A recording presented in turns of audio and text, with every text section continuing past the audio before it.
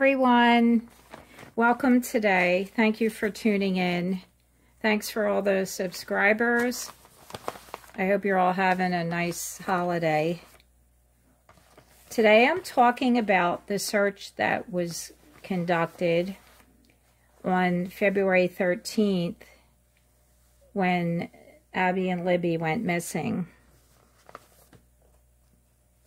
I'm mainly talking about the concept of searching and the rights that we have as citizens and how the Delphi homicide case can actually give us some insights into why the property of Ron Logan, and from now on I'll refer to him as RL, and why the property wasn't searched, in the beginning on the 13th.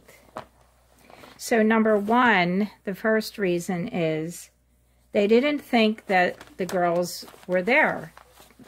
It was assumed they possibly were injured somewhere, and they were on the trail. Now here's a picture of the Deer Creek right here, and here's the bridge.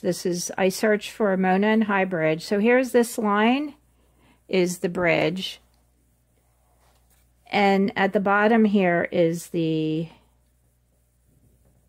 south end, of course. So I just really wanted to give you a little bit of a view.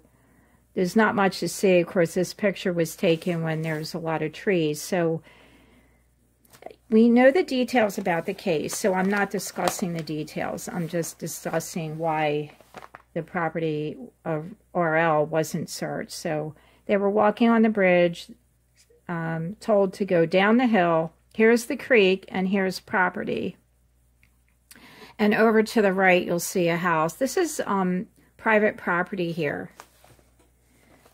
So around like 5-ish or so, and don't correct me on the time because, like I said, I'm not talking the exact details. I'm generally speaking later in the afternoon when law enforcement was called, they began a search. A little bit later in the evening, the grandfather made a comment that the possible abduction, the phone was pinging around the town. So they had no reason to think that the girls were in this area. That was across the creek. This is private property. Now, I don't know if he has any signs posted that say private property, but because he lived there for 50 years or so, this is RL I'm talking about. Maybe everyone knew him, I'm not really sure. So they didn't really think there was anything wrong. Of course, they would probably say, why were the girls would even walk over there? There would be no reason, because their intention was to walk on that bridge and the trails for the day.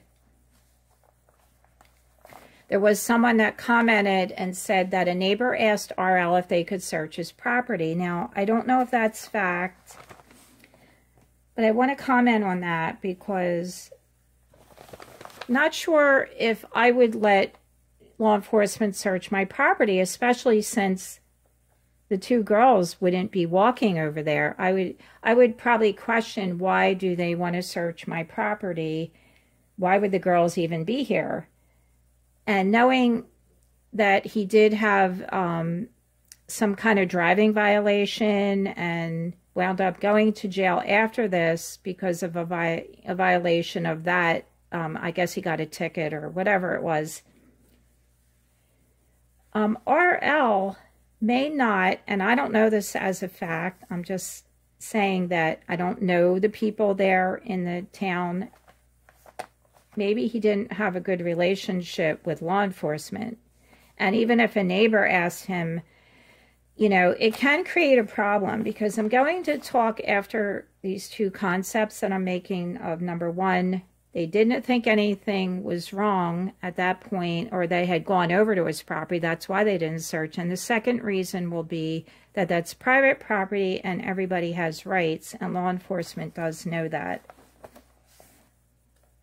So if someone asks me, can they search my property? Well, my property is only 50 feet by 18 wide by 50 long. I live in a city. The back fence beyond the 50 feet is another neighbor's yard. So I don't have a common driveway, so people can't just drive up. They would have to enter my neighbor's property and then come onto my property somehow. There would be no reason for anybody to be on my property. There would be no search. I can look out my window and see my entire yard. But if I had a property like this is really expansive. From what I understand, and I will show you that on the website I'm going to quote,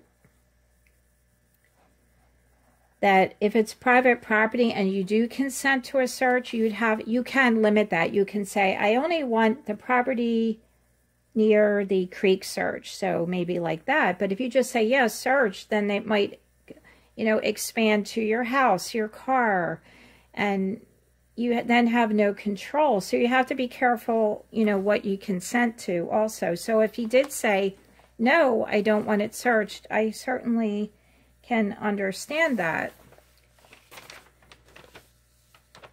So we don't want to assume that people understand what we're saying when we give a consent. Even your neighbor, can I go and look?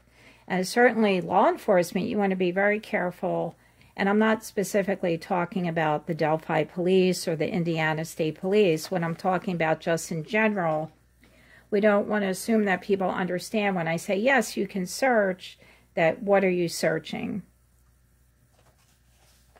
So, assuming anything can never, be good, because assuming things aren't facts, we're assuming the girls didn't go walk here, maybe. That's more of a limitation. When you assume, it limits what you're thinking and what you're doing. So we have to try to understand that the person that asked to search, supposedly now, the neighbor that asked RL if they could search this property, was thinking outside of the box and saying, well, we don't know that they're there. Maybe they did walk over. We can't assume they didn't. No one really knew at that point, but people were just searching here. And it's most likely because law enforcement knew that this is private property, unless there's unless there is some reason to believe, a probable cause to believe that the girls went here and a crime was committed, then they could get a warrant, or they could ask him, can we search? So they weren't even going there. That's like private property. It's really important. That's our Fourth Amendment right.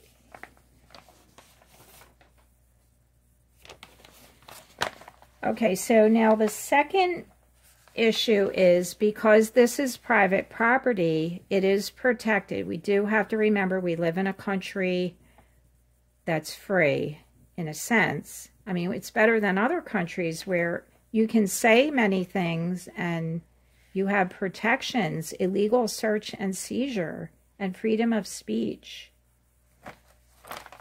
We don't want to be living in a country where people just do what they want and violate your privacy. I mean, it's very upsetting if your rights are violated. It could be upsetting when the protesters, remember at the Casey Anthony house, the protesters stood there for days and they weren't removed because that's, public property. I mean, it's public. I know in the city here, if we have our gas line dug up or our water, we have to pave the sidewalk, even though that's considered not my property. I don't know why, but that's what the city does here. So that did happen to me once. I had to pay for the cement, and it's expensive. So the protesters were there. I mean, I guess they could have been charged with loitering because they were just hanging around.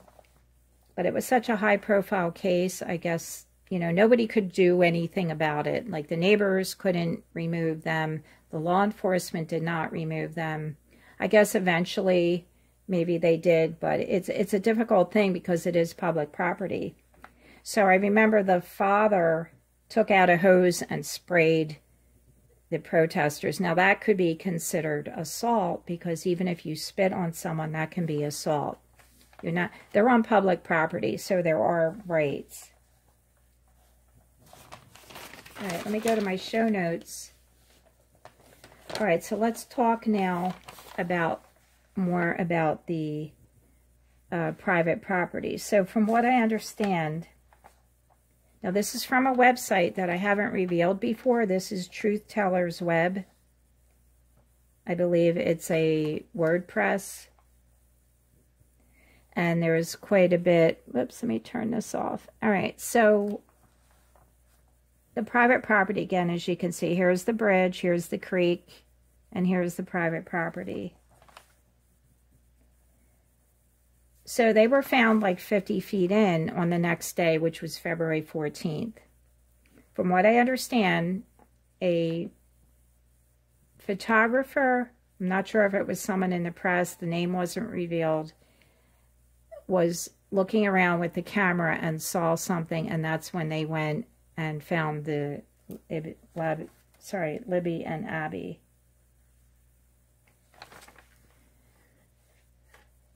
So when they went, that's different. When you find something or see something, you're allowed to go on private property. But again, if you did enter this property of RL, say on the 13th, and if I, as a relative, as a parent of the children, or anyone I knew, I would keep searching. I mean, even if law enforcement said, we're officially calling off this search, well, that's too bad. I'm going to keep searching.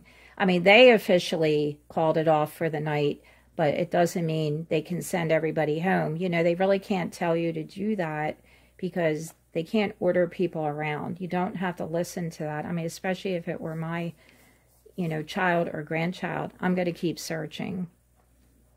And even if you, as a person, crossed Deer Creek and went onto RL's property, not necessarily trespassing until he would come out and say you have to leave. And then if you don't leave, law enforcement can remove you. So that is considered trespassing. The sign here that I am showing you is just like a warning, don't come on this property, because how do you know that's private property unless there's a sign? So I watched some auditors on YouTube, and they're First Amendment auditors, and when they go into a public building, like a government building with a camera, they do stay out of areas that say private office. But if there's not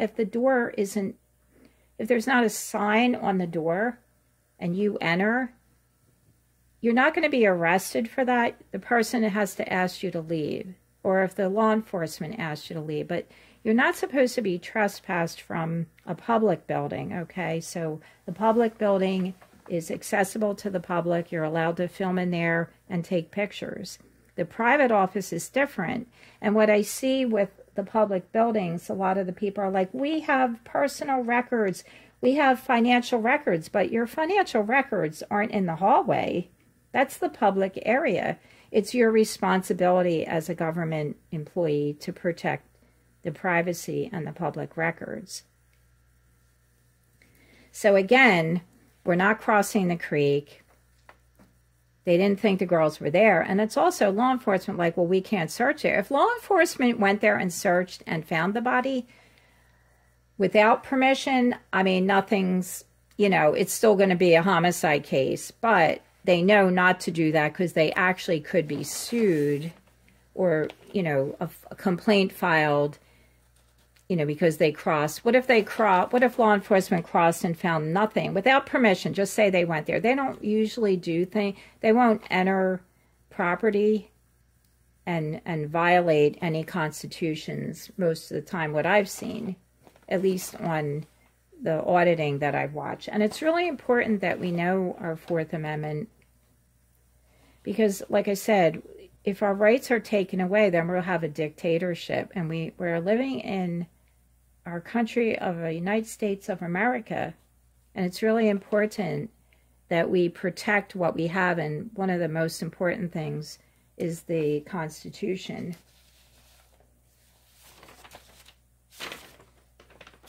All right, so now I think I'm going to go to the website and show you and read to you some of the things on this really good website I found. So again, you get like just a like a little picture of, let me just move this up. Well, it's not really going too well, but anyway, so again, here's the bridge coming down. You can't really see it here, but then up here, this is a really expensive property. So I'm going to go to this site. This is called findlaw.com, and it's about searches and seizures, the limitations. Although people in the United States are entitled to freedom from government intrusion, there's a limit to that privacy. Police officers are allowed, where justified, to search your home, car, or other property in order to look for and seize evidence of a crime.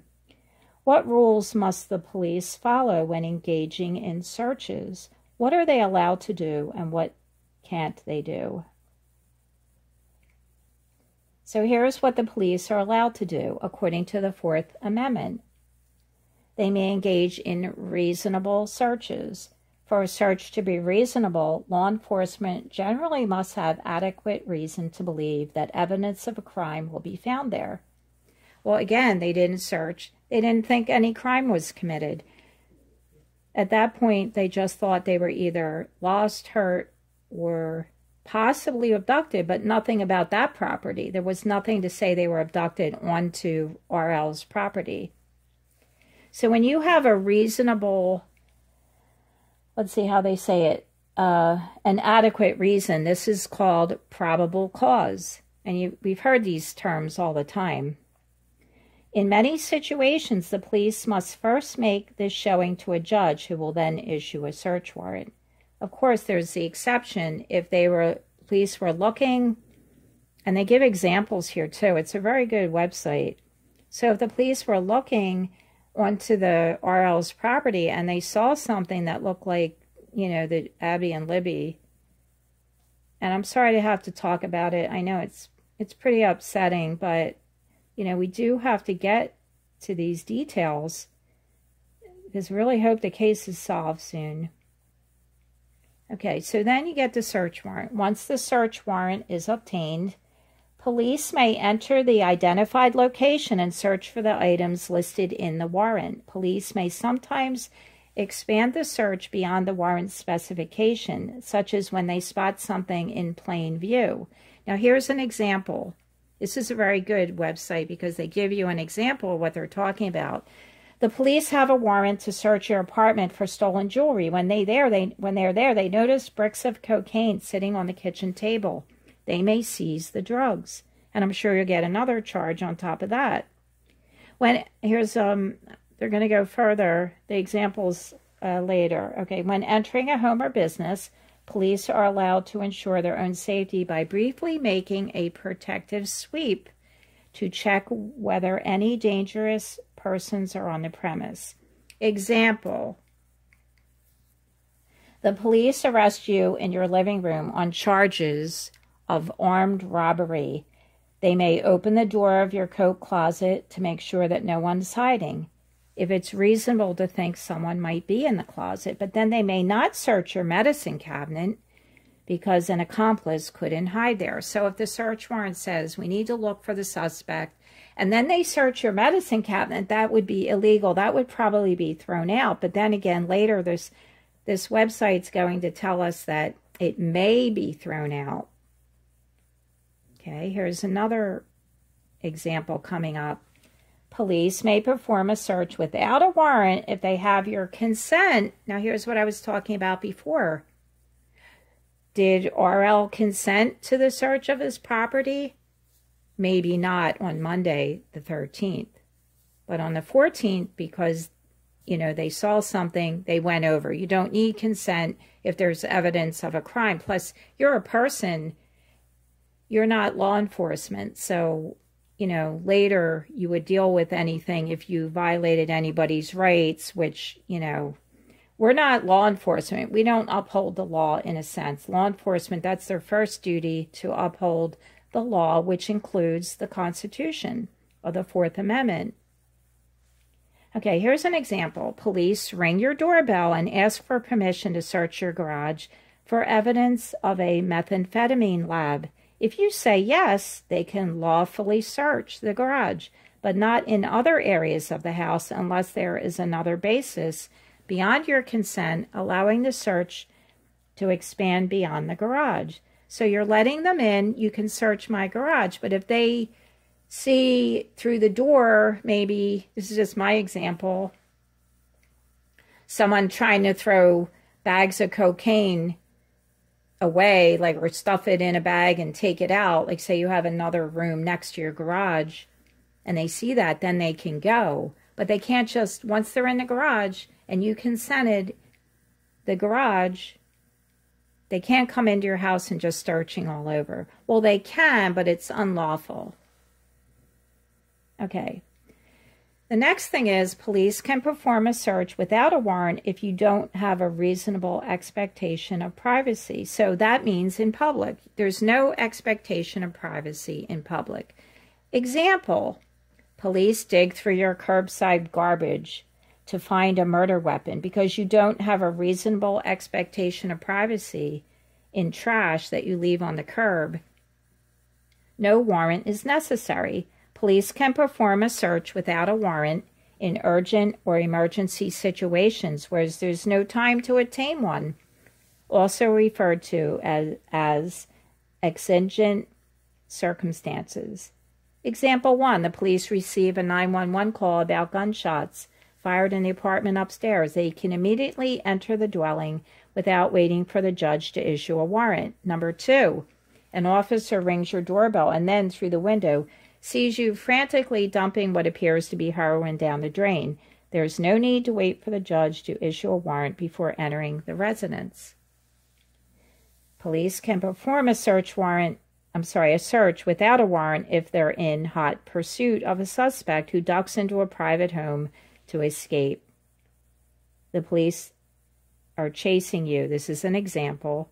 They're chasing you from the scene, and you suddenly dash into someone's apartment to escape from the police. They may follow you into the apartment and search the area. When making an arrest, police don't need a warrant to search the person and the immediate surroundings. Okay, so that wraps up what the police can do. What the police may not do. And I think what they mean by that is they should not, because may not means they may do it also, but I think they're saying it's not really allowed. So what they're not allowed to do is,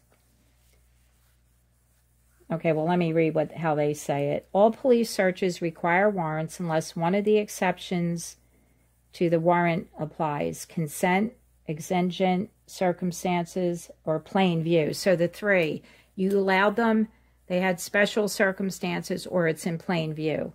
It's important to know that if evidence was obtained through an illegal search and seizure, prosecutors may be barred from using it against you. This is called exclusionary rule.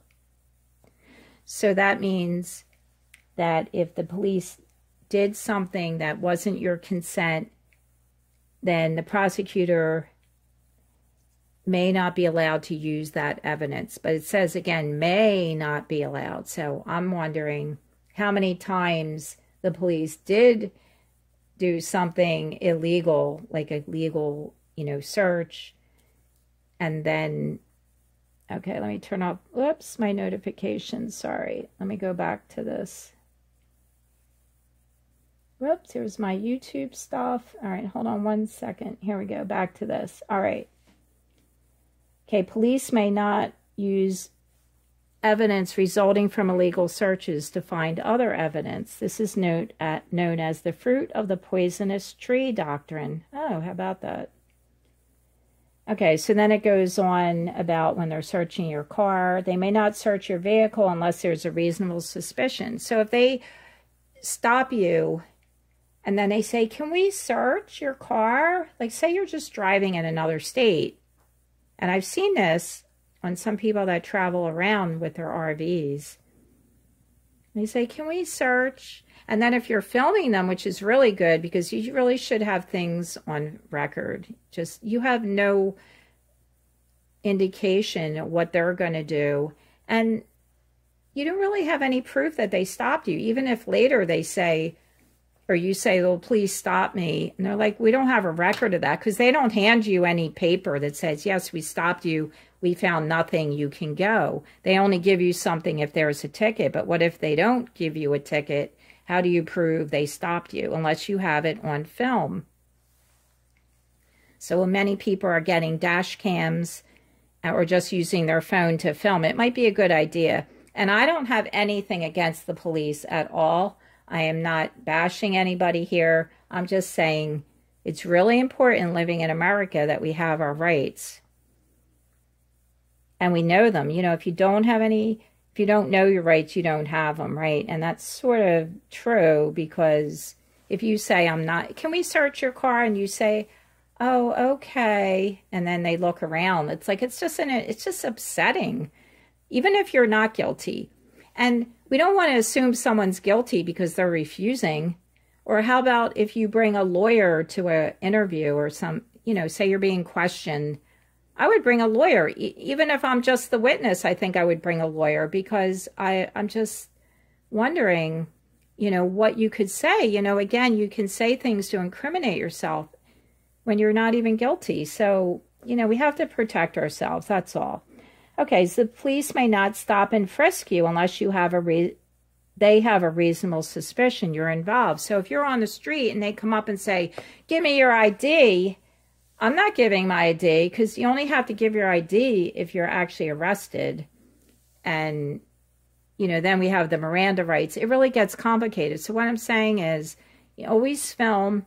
You don't need to consent to a search, even of your person. I mean, what if you're... Like, I walk around in the city, and I feel like the city cops have more crime to deal with, maybe. And, they've seen the worst of the worst. And they don't just come up and say, let me see your ID because you're taking some pictures. All right, so we have the illegal search, but it may not. It's not a definite even that, the prosecutor wouldn't allow evidence if they found it just because it's illegal. I've heard of cases like that. And so let's just go back and recap now. Let me recap everything. And I don't know where my other paper went, but anyway, to recap, number one, the first reason is they didn't search the property because they didn't think the girls were there. They assumed, they didn't go there, and that's perfectly okay to assume that. The second reason is they didn't search because it's private property. You're not just allowed to go there. Well, at least law enforcement didn't search. I mean, I think they had many, many people out there searching, so I'm sure they couldn't control everybody, but the person that possibly is allegedly asked, RL if they can search.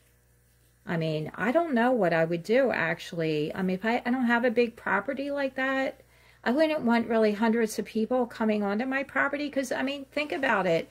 If, say I have this 50 by 18 foot backyard, and what if the neighbor said, can I come in and, look for something? Like, say they lost their cat. I don't know. I don't even have any trees in my backyard, but let's just use me as an example, because I don't want to use, RL, because I can't speak for him. But speaking for myself, what if they came in and they found something like, okay, so my neighbor, somebody knocked on my neighbor's door. No, actually, he was sitting, I'll tell you this story real quick. A fellow was sitting right next door to me on my neighbor's wall out front. Okay, so we have a long driveway. Our driveway is right in front of our house. I can park on my own property. And our houses are connected. So I live like in a townhome kind of thing. And he's sitting on our wall. Now that's illegal. He's on your property. Now if he's just standing on the sidewalk, that's different. So she asked him, what are you doing? And he said, oh, I left my backpack in your backyard. And I heard this story like a couple weeks later. I couldn't believe it.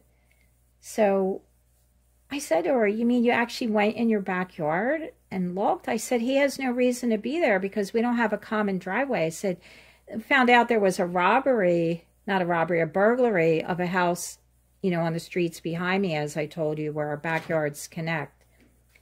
And he might have burglarized and put the stuff in his backpack and then threw it and then ran around the block and came to our street. Because if he had a backpack, that would look maybe suspicious. And I'm not really sure. So she actually went in her backyard and got the backpack and gave it to him. So I was a little upset about that because he could have actually run into her house also when she was I said, did you lock the door when you went? She was like, oh, yeah, I locked it. But I said, you know, it doesn't sound right. I said, how do you, someone just puts a backpack. So anyway, let me go back to saying, if someone asked me to search and they say they went in my backyard and they found a backpack full of stolen jewelry, that makes it look like I did that. And, you know, then now you're incriminating yourself. And all I'm saying is it's a very unusual circumstance that anybody's going to ask you to search your property. But like I said, what about the other searches for your car? You know, I was watching somebody on YouTube and he has like a bread truck that he converted into his like motorhome. And I think he was stopped because he had something with light. You know, you have to remember in other states they have different laws about their lights and if a light's supposed to be on the top. And his truck looks like it's transporting. I mean, it's a former bread truck, so it's for transporting bread. And, you know, the law enforcement stopped him. I guess they said, we want to, can we search? Can we, they didn't say search. They said, can we take a look? Oh, we'd really like to see your truck on the inside. And he said, no. And he's recording it. He said, no, because then it would be like I'm consenting. So all they did was take the dog around your truck to see if they smell anything. Now, that would be probable cause. Now they smell, you know, whatever dogs smell, the pot, the coat. I don't know. I guess they can smell, you know, other powder drugs. So he said no. So that about wraps it up with all this. It's a lot to take in, but it would be good to go onto this website. It's called Criminal Find Law. Well, it's really findlaw.com, and I haven't searched around the other, you know, types of examples for other things. So you can search police search and seizure limitations. So, you know, we can learn a lot about our rights by just reading about them. And, you know, if the Delphi case is solved soon, that would be really good. And it's upsetting because the family now has to go through another holiday, and we can just move forward and try to talk about the case. I really appreciate that you're listening, and I try not to go off on a tangent, but I feel like this is a, you know, a case that you could talk about for hours on end. And I wanted to just bring up that other point because I've heard some, I've read comments. People are saying, oh, why didn't they search? Like they didn't do anything wrong. They couldn't search. You know, there's no reason to believe, you know, that anything happened and they were over there. So that's really the reason. It's pretty simple, but it helps us learn about our rights too. It's really, really important because anybody that's ever been stopped, you know, for a traffic ticket or something with their car, like their taillight might have been out, it's a little upsetting because, you know, you don't know your rights and you don't want to stand up to law enforcement. You're afraid you're going to be arrested, maybe. You know, everybody, I'm sure a lot of people have had some traffic tickets or how about parking tickets, which are basically, parking tickets aren't a criminal offense. It's not a misdemeanor or anything. It's just called an infraction. But still, you know, you don't really want to be stopped, and you certainly don't want your car searched. I mean, how do you know what they'll find or what they could say? Because, okay, so one last thing before we go. The movie's coming out by Clint Eastwood about Richard Jewell. And he was almost set up. He was very smart. He from what I remember, my husband and I have talked about this case for many, many times over the years. They wanted him, the FBI wanted him to read a statement, but it incriminated him to say, oh, we're going to film you, just read this. And when he started to read it, he realized it was a confession, and he stopped. So I really want to see the movie. I want to see what Richard Jewell, and I hope the movie's accurate. So my husband and I said, never read anything. Don't do that. Don't read don't be tricked. Always get a lawyer, even if you're innocent. Myself, I would never think you're guilty just because you took a lawyer to an interview. I would never think that, because I understand that people want to protect themselves. There were some people in, I think it might have been Pennsylvania, they were accused of stealing from like they worked at a convenience store, and it wasn't 7-Eleven, it was the other one that was around. I think they're out of business now, but many of them signed a confession because they were coerced into it, and I think they weren't guilty. I mean, I'm sure some were guilty, but even a criminal has rights. So let's just remember our Fourth Amendment, okay? So again, the Fourth Amendment protects us from illegal search and seizure. And you can go onto the website, findlaw.com. So I hope you all have a wonderful holiday. I thank you for tuning in. I really appreciate it. I hope I helped with this a little bit. And like I said, we can keep talking about the case and hope that it will be solved. And I will let you all know if I hear anything about my letter to the district attorney. I'm probably not going to try to follow up with it for a little bit and give them some time, because it is the holidays, and it's really cold here in Philadelphia, so it slows things down. Whenever it's cold, people want to hibernate. So I'm not in Florida. I don't have that beautiful, in California, have the nice warm weather. All right, guys, thank you so much. I really do appreciate it, and I hope you'll keep listening and tuning in. And we need to keep talking about the case, and hopefully it'll be solved. Love you all. Thank you. Bye.